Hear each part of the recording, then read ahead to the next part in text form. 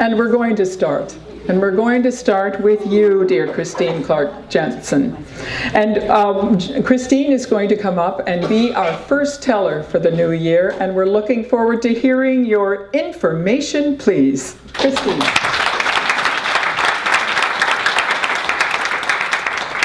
I'm real honored to be the first. My story tonight was written by Paul Villiard and was first published in the Reader's Digest in 1966. And it was such a popular story that they made it a Reader's Digest classic. And here is his story.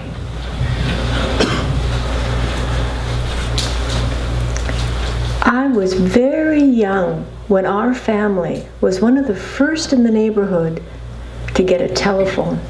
I can still remember it hanging on the wall near the stair landing in its oak box with a little black receiver.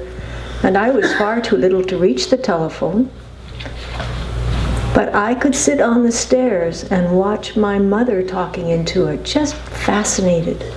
One time, when my father was away on business, she lifted me up and put the receiver next to my ear, and I could hear my father's voice speaking to me from miles away. Magic! And then I discovered that somewhere inside that wonderful box, there lived an amazing person. And her name was Information Please. And there was nothing that she did not know.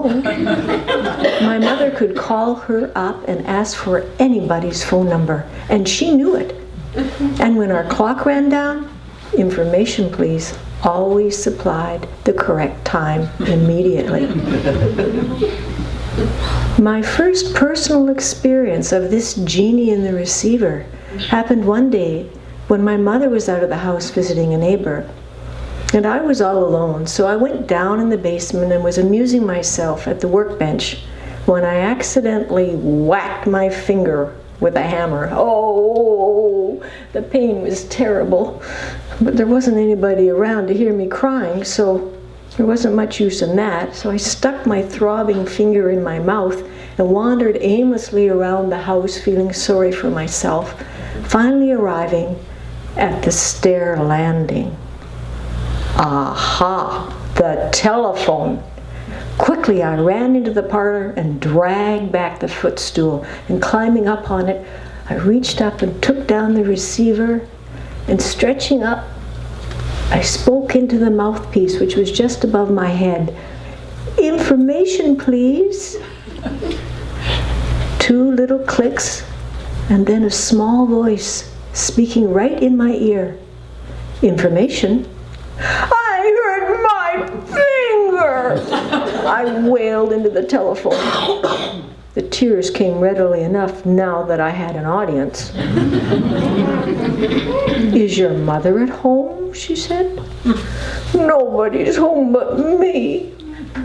I blubbered. Well, are you bleeding? She asked. No, I hit it with a hammer and it hurts. Can you open the icebox by yourself? Yes, I told her I could. Well then, chip off a small piece of ice and hold it on your finger. That will stop the pain. The cold will stop the pain. And don't cry. You'll be all right. Well, after that, I called Information Please for everything. She assisted me with my geography. She told me where Philadelphia was, and the Orinoco, a river in South America which I planned to explore when I grew up. And she helped me with my arithmetic. And when I caught a chipmunk in the park, she told me that my new pet would eat fruit and nuts. Then came the day my canary passed away. I called Information Please and told her my sad story. She listened, and then said the usual things that adults will say when trying to soothe a small child. But I would not be consoled. Why was it that birds should sing so beautifully, just giving joy to the whole family, only to end up as a heap of feathers in the bottom of the cage.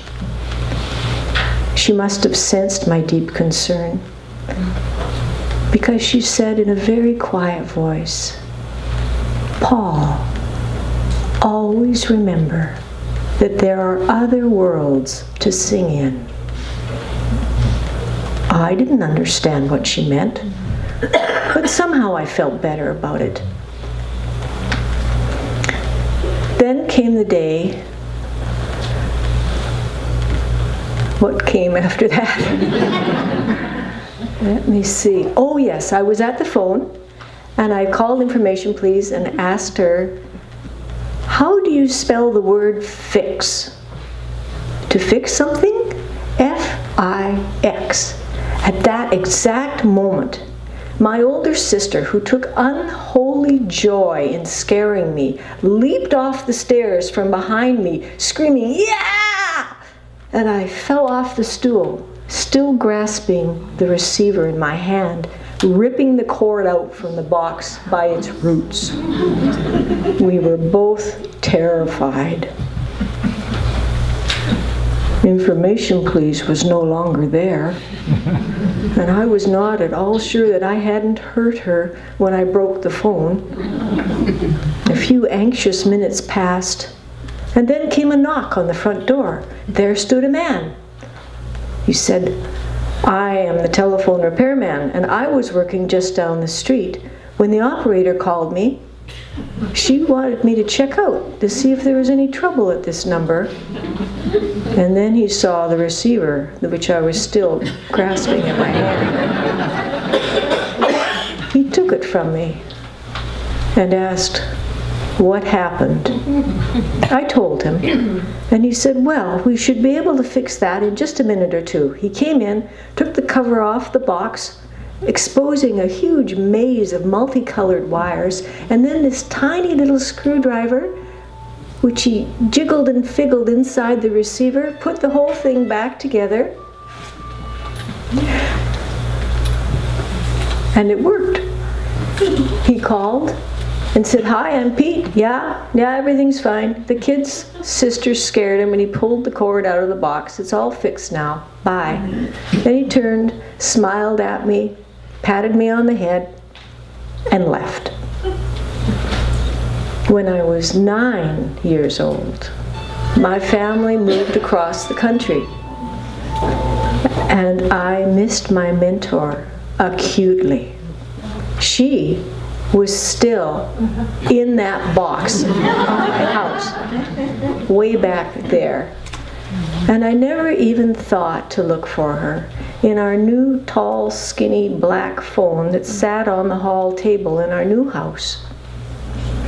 Yet as I grew into my teens, whenever I was perplexed or in doubt, I remembered the sense of comfort I had from being able to call information please and have my questions answered and my doubts resolved. I appreciated then just how kind, patient, and understanding she was to spend so much time on a little boy.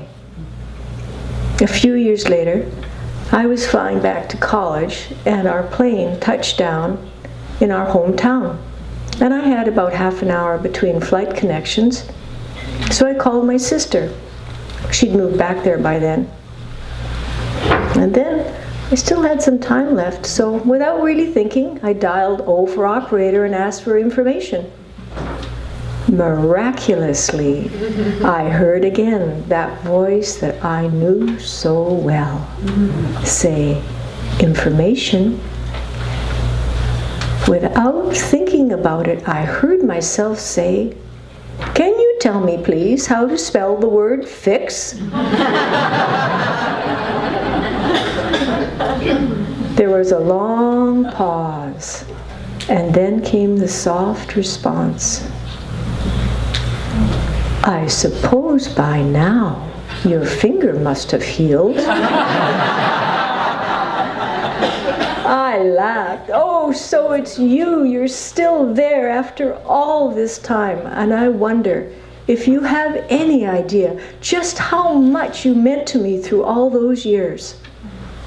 And I wonder, she said, if you have any idea how much you meant to me. I never had any children, and I used to look forward to your calls. Silly, wasn't it?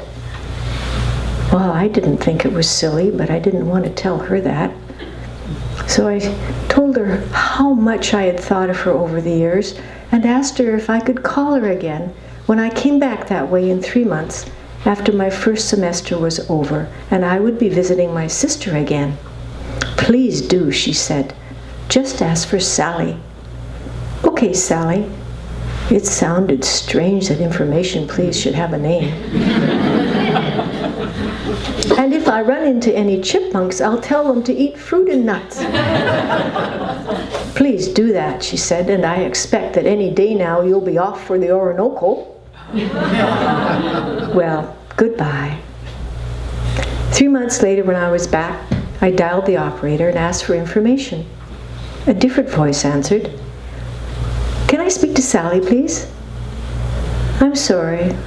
Sally has been ill these past few years and only working part-time. She died 5 weeks ago.